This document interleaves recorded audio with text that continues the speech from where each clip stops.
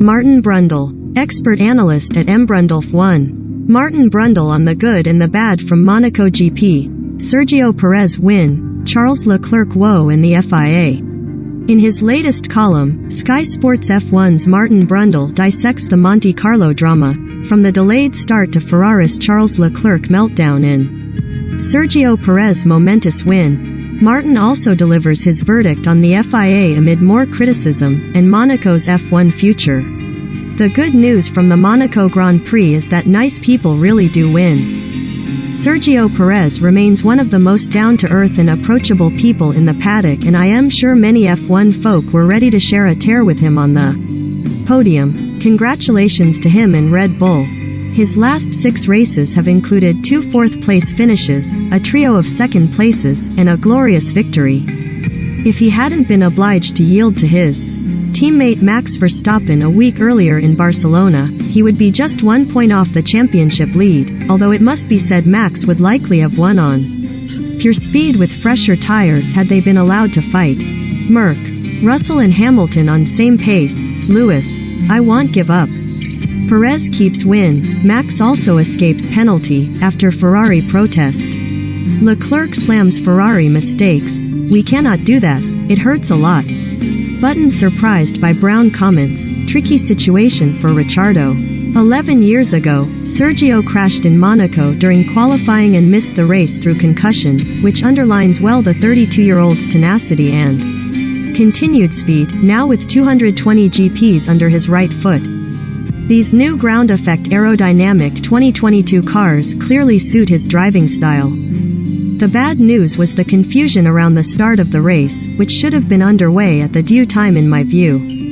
Monaco confusion more proof that the FIA needs change.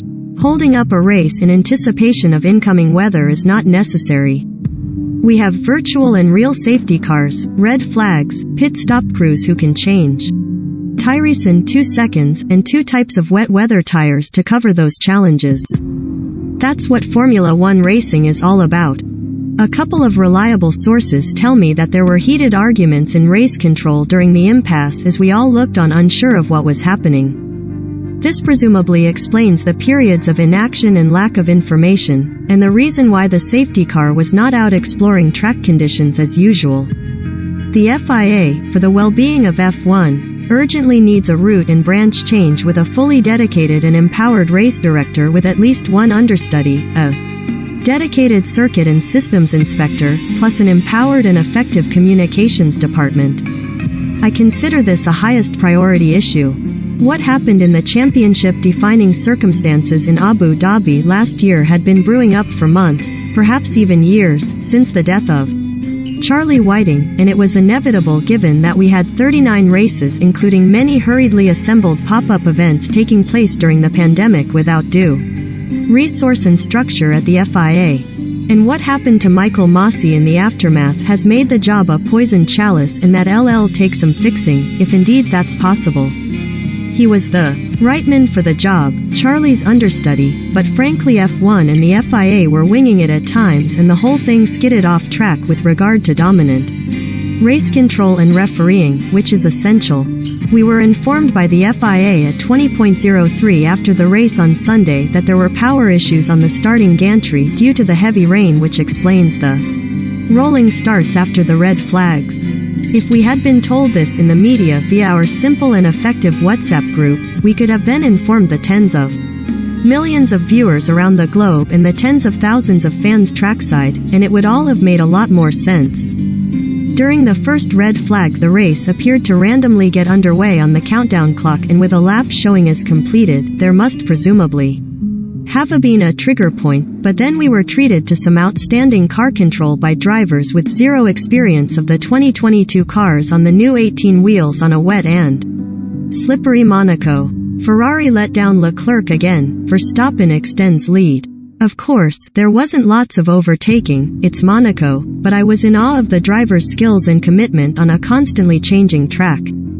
At one point we had cars out there on slicks, intermediates, and extreme wet tires. Such were the crazy conditions. You must feel sorry for local boy Charles Leclerc. He aced pole position and comfortably led the race, only for strategy to consign him to 4th place. pitting in lap 18 for intermediates, then again 3 laps later for slicks with a confused radio message meaning he had to wait briefly for his teammate Carlos Sainz to receive his slicks in a double-stacked pit stop. Therefore, he was initially undercut by Perez into second place and then delayed into fourth by the second stop. Unusually, during the second red flag for Mick Schumacher's sizable crash at the swimming pool, he was no doubt able to share his feelings about all this with the team. It was his race to lose, and he didn't even end up on the podium just to rub salt in his wounds. The mutual admiration and affection between Leclerc and Ferrari remind me of the relationship Michael Schumacher had with the team, but that has been severely tested in Leclerc's side in 8 days of 2 missed glorious victories and wasting the opportunity to regain the lead of the World Championship. We don't hear all the radio messages of course, but it must be said that Sainz in the Ferrari was abundantly clear that he wanted to skip the intermediates and go directly to slick tires, and this was potentially a smart, confident and winning decision. Sadly for him, exiting the wet pit lane on the hard compound slicks he followed Latifi's Williams for a dozen corners and lost track position to Perez, who delivered race-winning speed on his intermediate tires between laps 16 and 21. Despite his tenacious and best efforts to pass Perez, whose medium compound tires were past their best in the closing stages, it would be another second place for Sainz. His day will come. In third place was a surprisingly content Max Verstappen, presumably because he had his current championship rival Leclerc behind him. Max was missing a fractional weekend for some reason and was behind Perez in that respect. A 1-3 for Red Bull was a very solid result for the team given that Ferrari were clearly faster. Hamilton's frustration, Ferrari's protests and Monaco's future. George Russell put in yet another fine drive for Mercedes to take fifth.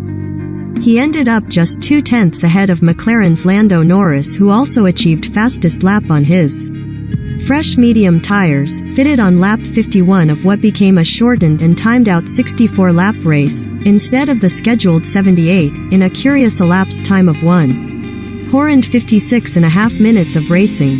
Norris had that luxury of an extra stop because behind him Fernando Alonso went into a steady, but necessary for him, tire preservation mode with the rest of the field queued up behind him, starting with a very frustrated Lewis Hamilton. "That's not my problem," said Fernando, and you can't help but sense there's still needle between them after their McLaren season as teammates back in 2007.